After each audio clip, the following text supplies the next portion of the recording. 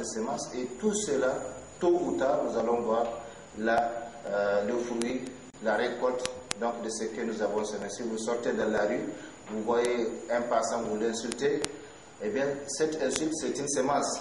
Et la récolte, vous pouvez la recevoir tout de suite. Il peut se tourner et vous gifler. Ça, c'est la récolte de votre insulte. Donc, c'est la même façon, c'est de la même façon, tout ce que nous faisons, en fait, notre mental, c'est notre jardin. Donc, malheureusement, il a été constaté que l'homme, toujours avec grand H, sème plus du négatif que du positif dans son jardin mental. Ça, c'est spécifique surtout à nous autres, hommes de couleur, noirs, africains. Eh bien, nous semons plus du négatif que du positif dans notre jardin mental. Manque ou faiblesse de foi, manque de confiance en Dieu, manque de confiance en soi, hésitation devant les décisions à prendre, crainte de l'échec dans les projets individuels ou collectifs, accusation des autres, les parents, l'État, l'école, appui sur les créatures et les causes matérielles, etc. Voilà ce qui caractérise donc la négativité que nous semons dans notre jardin mental. Donc ça, c'est vraiment spécifique à nous. Chaque fois quand on veut faire quelque chose, on dit petit africain, petit noir, et de surcroît petit nigérien, où est-ce que tu vas, qu'est-ce que tu vas faire? Nous avons essayé. Même si les autres ont essayé et échoué, ce n'est pas une raison pour quelqu'un d'autre de dire que je ne peux pas réussir. Donc les gens ne sont pas les mêmes, les causes ne sont pas les mêmes. C'est vrai que les situations peuvent être similaires, mais elles ne sont jamais identiques. Nous sommes aujourd'hui dimanche, les jours sont les mêmes, mais la différence c'est quoi? C'est le contenu que nous mettons dans ces jours. Ce jour dimanche, c'est quoi? C'est quelle date même? 3 février 2013. Eh bien, ça peut être le plus beau jour pour quelqu'un qui vient peut-être de se marier ou quelqu'un qui vient de se marier. Ça peut être le jour le plus noir pour quelqu'un qui a perdu quelqu'un qui lui est cher, son père, sa mère, sa femme, son conjoint, etc. Eh bien, les jours sont les mêmes. Ce qui fait la différence, c'est le contenu. De la même façon, le mental, il est identique chez l'être humain, quelle que soit sa race, quelle que soit sa couleur, quelle que soit sa taille, quel que soit le temps ou l'espace dans lequel il se trouve, le mental, il est le même. Comme Allah subhanahu wa ta'ala, qui nous a créé, l'a dit, Wallahu akhrajakum min butuni ummahatikum la ta'lamuna shay'an. Allah vous a fait sortir du ventre de vos parents, de vos mères, ne connaissant absolument rien. Et cette connaissance zéro, eh bien, c'est le point de départ de tout le monde, quelle que soit la couleur, les jaunes, les noirs, les blancs, eh bien, nous sommes tous sortis des ventres de nos mères avec cette connaissance zéro. La différence intervient petit à petit dans l'éducation, dans l'art d'éduquer les gens, dans l'art de mouler les gens, de les former, de les orienter. Malheureusement, chez nous, qu'est-ce qu'on nous inculque toujours dans l'esprit? C'est des pauvres, c'est un continent pauvre, c'est un pays pauvre, un peuple pauvre, donc des gens pauvres. Eh bien, c'est cette mentalité de pauvreté, de négativité que nous entendons, que nous inculquons, que nous semons dans nos jardins mentaux, et finalement, les résultats est ce que nous sommes en train de vivre aujourd'hui. Donc, on a constaté malheureusement que l'homme sème plus de négatif que de positif dans son jardin mental, manque ou faiblesse de foi, manque de confiance en Dieu, manque de confiance en soi, hésitation devant les décisions à prendre, crainte de l'échec dans les projets individuels ou collectifs, accusation des autres, appui sur les créatures et les causes matérielles, ainsi de suite parmi les éléments négatifs dont le mental est alimenté presque chaque jour, et c'est ce qui fait pousser et prospérer naturellement, car on ne récolte que ce qu'on a semé, et l'ignorance des lois n'épargne personne de leurs méfaits, ou positifs ou négatifs, bons ou mauvais.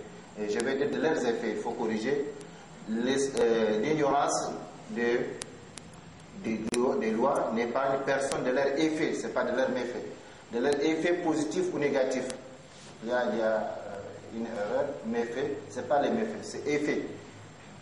L'ignorance des lois n'épargne personne de leurs effets positifs ou négatifs. Ça, c'est général. Dans la vie, dans la religion, c'est général.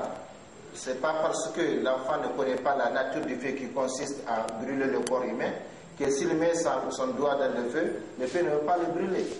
Le feu, sa nature, c'est brûler, c'est tout ce qui entre dedans.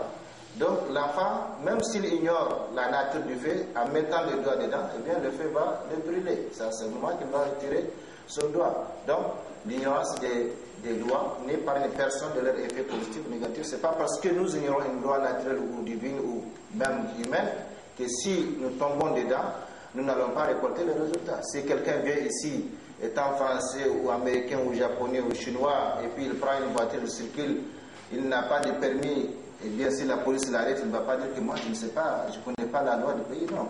La loi du pays, la loi, elle est générale. Donc, il faut la connaître ou il faut connaître avant de poser les actes. Par conséquent, il faut rectifier. On ne récolte que ce qu'on a semé, ça c'est général. Et l'ignorance des lois n'épargne personne de leur effet positif ou négatif, bon ou mauvais. Nous avons jugé nécessaire et utile de reprendre ce module. Comme je l'ai dit, cette parole s'adresse donc aux participants au 21 janvier 2007 au module spécial qui s'est tenu à Mir-Sultan pour 3 raisons principales et importantes qui ne sont pas loin, en tout cas, de notre contexte d'aujourd'hui. 2007-2013, ça fait déjà 6 ans. Le rappel, car le rappel profite aux croyants, comme Allah subhanahu wa ta'ala l'a affirmé dans les nobles Coran, le rappel parce que le rappel est édifiant et profitable donc pour le croyant. Ce rappel permet de faire le bilan des projets passés au cours de l'année écoulée afin de voir ce qui a été concrétisé et ce qui reste à concrétiser parmi les objectifs que les uns et les autres se sont fixés. Ça concerne surtout ceux qui ont assisté au 4e module de l'école de la vie. Eh bien, c'est l'occasion pour eux de faire révision, de faire un rappel par rapport à ce module et de voir effectivement est-ce qu'ils ont concrétisé les objectifs qui se sont fixés suite à ces 4e modules ou non. Le début de l'année musulmane, ce module spécial de 2007 correspondait donc au début de l'année musulmane. On n'est pas loin de cette année, de ses débuts aussi, que ce soit du côté hégirien ou du côté grégorien, et bien qui doit ouvrir aux musulmans de nouvelles perspectives sur les différents plans de la vie, et ces perspectives ne peuvent être envisagées sans une planification préalable qui rendra la nouvelle année différente des années précédentes de façon positive bien sûr.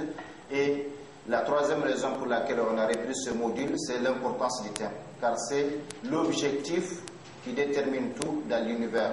Allah subhanahu wa ta'ala a en effet créé l'univers pour un objectif bien précis, comme il a créé l'homme pour un objectif bien déterminé. Par conséquent, l'homme doit assigner à son existence des objectifs, sinon sa vie ne sera qu'un désordre et un chaos comme nous le vivons aujourd'hui. L'homme sans objectif est comme un errant. C'est même pas comme, c'est un errant. Il erre dans la vie. C'est comme un bateau qui sort de chez lui. Il ne sait pas où il va. Par conséquent, il peut être emporté par n'importe quel vent qui souffle venant de l'est ou de l'ouest, du sud ou du nord. Et c'est notre situation aujourd'hui. En réalité, nous allons voir notre plus grand problème, c'est que nous ne savons pas réellement qu'est-ce que nous voulons dans la vie. Et quand on ne sait pas réellement qu'est-ce qu'on veut, eh bien, comment l'obtenir? Ce n'est pas possible. Par conséquent, l'importance de ce thème est toujours d'actualité. Donc, module numéro 4, comment se fixer des objectifs de la vie. Dans l'introduction, nécessité et obligation de se fixer des objectifs de la vie. Grand 2, définition.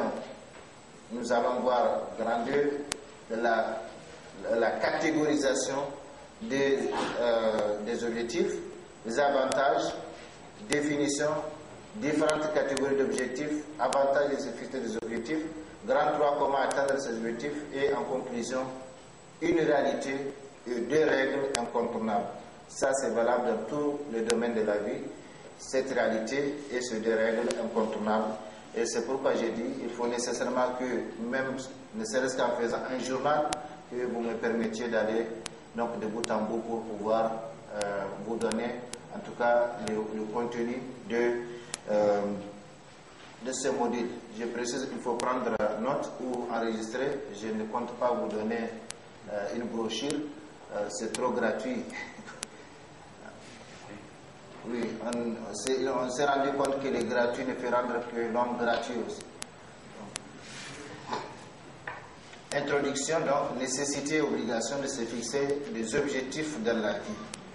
La louange appartient à Allah, Seigneur de l'univers, qui a dit dans son saint livre, dans son noble livre, Afahasibatum annama khalaqnakum abatha wa annakum ilayna la turja'un. Fata'ala Allahu al-malikul haq, la ilaha illa hu, rabbul arshil karim. Pensiez-vous que nous vous avions créé sans but et que vous ne seriez pas ramenés vers nous? Que soit exalté Allah, le vrai souverain. Point de divinité digne d'adoration à part lui, le Seigneur du trône sublime, Surat 23, versets 115 et 116. Donc vous voyez, même sans commentaire, ces versets nous montrent que Allah subhanahu wa ta'ala, qui n'a besoin de rien, quand il veut quelque chose, son commandement consiste à dire soit, et la chose est là. Et bien malgré cela, il nous dit que à travers la création, notre création, eh bien, il y a un but. Il y a un but.